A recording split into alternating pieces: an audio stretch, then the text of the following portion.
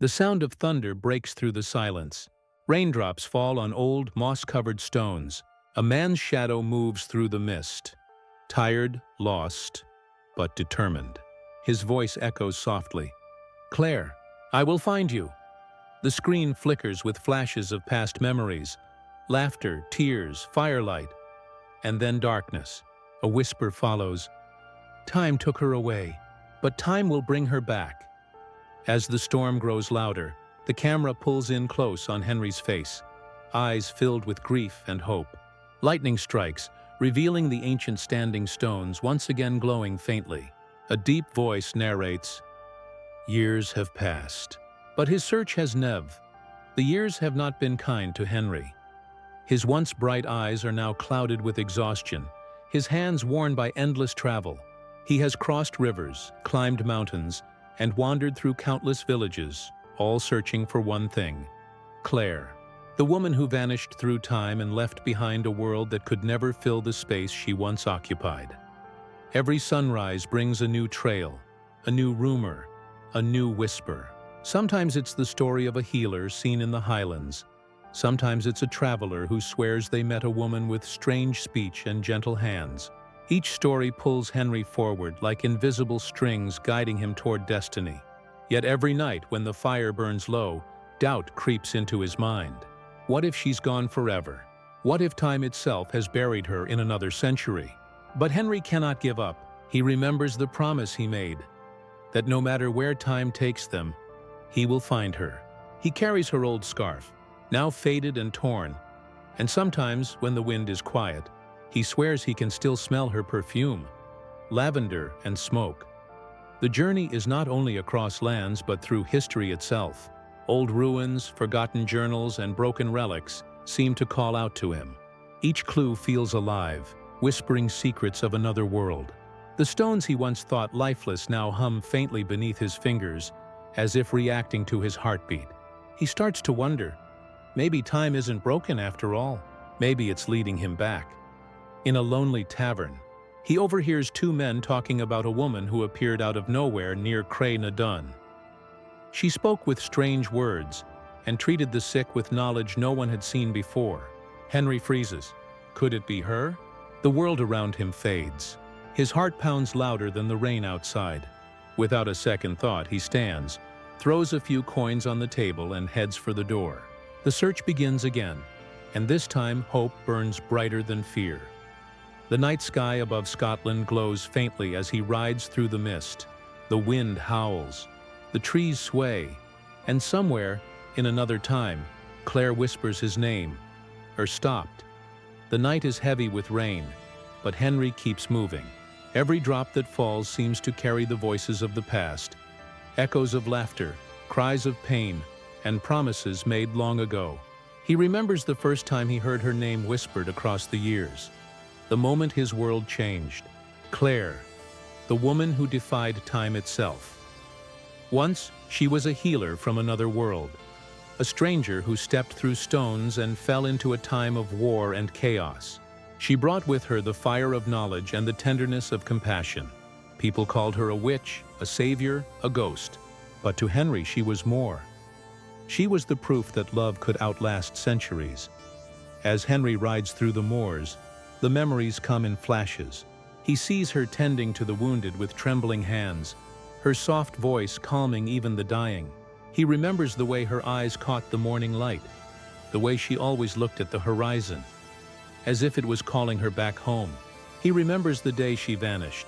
One moment she was there, her hand in his, and the next, the stones sang, and she was gone. The world changed that day. Henry tried to move on, but time refused to let him. Every dream brought her back, her smile, her voice, her scent. He started finding things that didn't belong. A metal button from another age, a letter with handwriting that wasn't yet invented. Each clue whispered that she was still out there, trapped in a time not her own. Villagers told stories about a woman appearing in flashes of light near old ruins.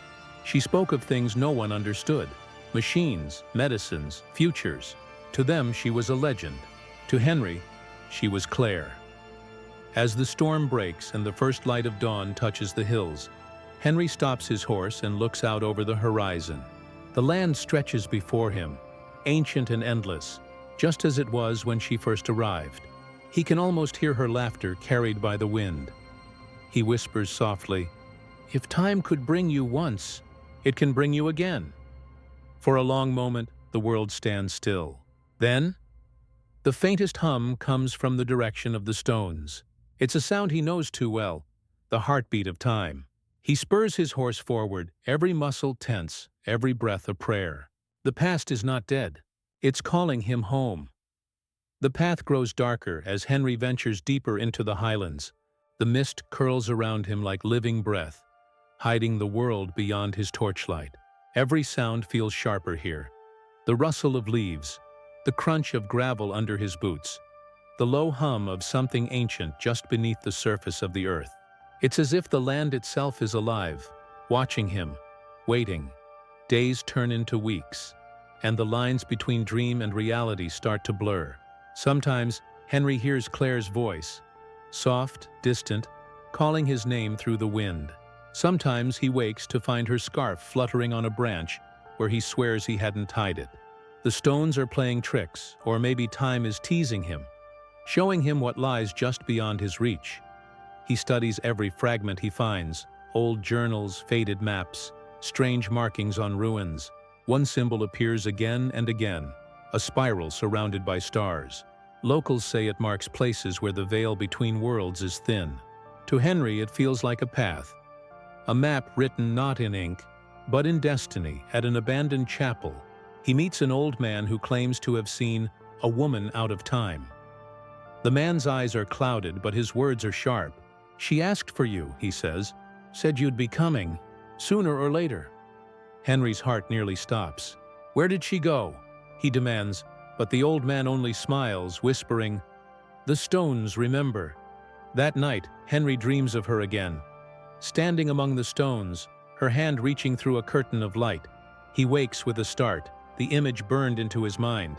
He can feel it now. The pull of time, stronger than ever before. The air feels charged, humming like a storm before lightning strikes. He begins to follow the spiral marks carved into stone walls and tree trunks. Each one draws him closer to Cray na Dun. As he walks, the air thickens, and a strange warmth fills the air, despite the cold night. The wind begins to whisper her name. "Claire, Claire." By the time Henry reaches the ridge overlooking the ancient circle, dawn is breaking. The sky bleeds orange and gold, and the stones stand tall and silent, guardians of time. He drops to his knees, overwhelmed. The years of searching, the sleepless nights, the endless pain, all led to this. The earth trembles faintly beneath him. The stones begin to hum, low at first, then louder, resonating through the ground, through his bones, through his heart. He stands, eyes wide, as a flicker of light dances between the stones. Faint, almost invisible, but real. Henry takes a deep breath. His voice trembles. "Claire, I'm here." The wind stops. The world holds its breath, and then, faintly, impossibly, a whisper answers back. "Henry." The air trembles as Henry steps closer to the stones. The hum is stronger now, deeper, like the heartbeat of the earth itself. The morning mist begins to twist and shimmer, forming shapes that vanish before his eyes. The stones glow faintly, their surfaces alive with streams of golden light. Henry's chest tightens. He has seen the stones hum before, but never like this. This is different. This is awake. He reaches out a trembling hand and feels warmth pulsing from the rock. Alive, rhythmic, familiar. The moment his fingers touch the surface, the world changes. The wind dies. The colors drain from the sky. Silence fills the air so completely that even his heartbeat feels too loud. Then a flash, a vision, blinding and brief. Claire standing on a hill, her face streaked with tears, her hand pressed to a glowing symbol carved into the stone. He stumbles back, gasping. The vision fades, but the mark remains, carved into the stone before him. The same spiral he's seen across the land, but now it burns with light. The ground beneath him begins to hum, dust rising in ripples like waves. The The stones are moving, or maybe time itself is bending. Henry whispers, "Claire, are you there?" His voice cracks under the weight of hope and fear. Then something impossible happens. The light begins to swirl, pulling the mist into a spiral that grows faster, brighter, louder. Through the center of it, he sees fragments of other worlds. Battles, rain, laughter, a candlelit room where Claire once stood. Her voice echoes faintly through the storm of light. "Don't stop, Henry. You're so close." He steps forward, the light wrapping around him like silk. His breath fogs, his heart races. For a moment, he feels the pull of time itself. Thousands of lives rushing past him. Memories that aren't his flashing before his eyes. He sees a future that could be, a past that still hurts, and a present on the edge of breaking. The ground shakes violently. Henry falls to his knees. The light dims, then bursts outward, sending a wave of wind across the hills. When the silence returns, a new object stands at the heart of the stones. A small circular disc, half buried in the dirt, glowing softly like a heartbeat. It's made of metal, old, strange, impossibly out of place. The storm has passed, but the world is still trembling. The air around Henry shimmers faintly, alive with the pulse of something unseen. The ancient stones no longer hum. Instead, they breathe in rhythm with his heart. The metal disc in his hand grows warmer, its light deepening to a soft amber glow, almost like it's waiting for his decision. Henry stands at the center of the stone circle, his breath slow, heavy with the weight of years spent chasing a ghost. His reflection shimmers faintly in the disc's surface. Tired eyes, mud-streaked face, a man carved by loss but held together by hope. He closes his eyes and presses the disc against the central stone. At first, nothing happens. Then, a faint vibration moves through the ground. The markings on the stone come alive, burning with light. The mist thickens again, swirling upward like smoke, and through it, a faint figure begins to take shape. Henry freezes. He doesn't dare to blink.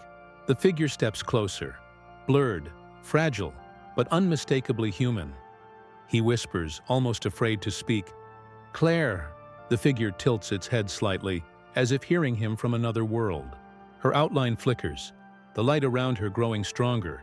For a heartbeat, her face appears, pale, radiant, eyes filled with shock and recognition. It's her. She's there. Tears blur Henry's vision. He takes a step forward, then another, his boots sinking into the wet grass. The air feels electric, charged with a pull stronger than gravity. Every inch closer feels like a lifetime regained. The stones begin to sing again, low and deep, their tones vibrating through the air like 1,000 heartbeats merging into one. Claire reaches out, her hand trembling, her lips moving as if she's trying to speak through the wall of time. Henry's hand rises to meet hers. For a moment, their fingers almost touch, but the air between them ripples, bending like water. A flash of light erupts, blinding and brilliant. He's thrown back, hitting the ground hard. The hum stops. The world falls silent again. But the scent of lavender fills the air, her scent, unmistakable and sweet. He sits up, dazed, and sees something on the ground where she stood. A small ribbon, blue and delicate, fluttering in the breeze. He picks it up slowly, his hands shaking. It's real, not a vision, not a dream. Real. Henry looks up at the stones, his chest rising and falling. The light has faded, but the air still hums faintly, as if promising this isn't the end. He whispers, "You're close. I know you're close." The wind answers with a soft whisper, almost a sigh. "Find me." Before the light fades, he closes his eyes, clutching the ribbon to his chest. The ache in his heart is no longer despair. It's a spark, a flame reignited. She's alive. Somewhere in the folds of time, Claire is waiting. As dawn spreads across the Highlands, Henry rises. The stones stand silent again. Their glow gone, but the world feels changed. He glances at the horizon, determination burning in his eyes. This time, he won't fail. He takes one final look at the circle and whispers into the wind, "Wait for me, Claire. I'm coming." The camera pans upward. The stones seen from above, the spiral pattern glowing faintly beneath the soil, pulsing like a heartbeat. And somewhere beyond time, a woman opens her eyes and whispers, "Henry." A single gust of wind sweeps through the ancient hills, scattering leaves across the stones. The screen fades to black. Silence, then a single heartbeat. Thump. Another. Thump. The sound grows louder, echoing like distant drums of fate. Out of the darkness, the faint glow of the standing stones returns, their edges lined with threads of golden light. A voice, deep, steady, full of emotion, begins to speak. They were never lost, only divided by time. Images flash like memories caught in lightning. Henry's hand reaching into the light, Claire's tearful face fading through the shimmer, the metal disc falling to the ground, spinning endlessly. The storm, the stones, the fire all blend together in a rapid montage that feels like time collapsing into a single moment. The screen pulses with light, a rhythm like a heartbeat, and then words begin to form across the darkness. Outlander, Season 8. But it doesn't stop there. The letters burn brighter, their glow forming into a moving pattern. The same spiral that guided Henry across his journey. The voice returns, now almost whispering, "Love doesn't end. It waits." A slow-motion shot. Henry walking toward the horizon, the ribbon tied around his wrist fluttering in the wind. Behind him, the stones shimmer faintly as though watching over him. The world feels larger now, as if time itself is breathing again. Awake, ready. Claire's voice cuts through the silence, soft and trembling with hope. "Henry, find me where time begins." The screen flashes, a glimpse of a new world. Strange ruins, unfamiliar landscapes, and the faint outline of Claire standing before an ancient archway glowing with blue fire. Then darkness again. A whisper, barely audible, floats through. The final journey begins. The title returns, this time bold and bright against the black. Outlander, Season 8. The time between hearts. The music swells, a haunting violin joined by drums that echo like heartbeats. Text fades in one line at a time. New worlds, new secrets. One last chance to rewrite fate. Then, one final image. Henry's eyes opening in shock as light engulfs him. A voiceover whispers, "Time cannot break what destiny binds." The sound fades. The last heartbeat echoes. Black screen. Coming soon. And just as the music dies, Claire's faint laughter lingers. Soft, haunting, and full of promise. The screen is black. Silence stretches long enough for the audience to think it's over. Then, a flicker, a breath, the faint crackle of fire. We fade into a dimly lit chamber, walls lined with ancient symbols, candles burning low.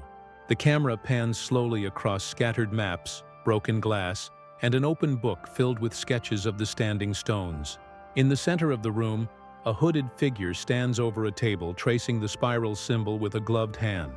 The light from the candle flickers, revealing a face we've never seen before. Calm, calculating, and cold. The figure whispers, voice low and measured, "He's found her, just as the prophecy said." Another voice answers from the shadows, older, rougher.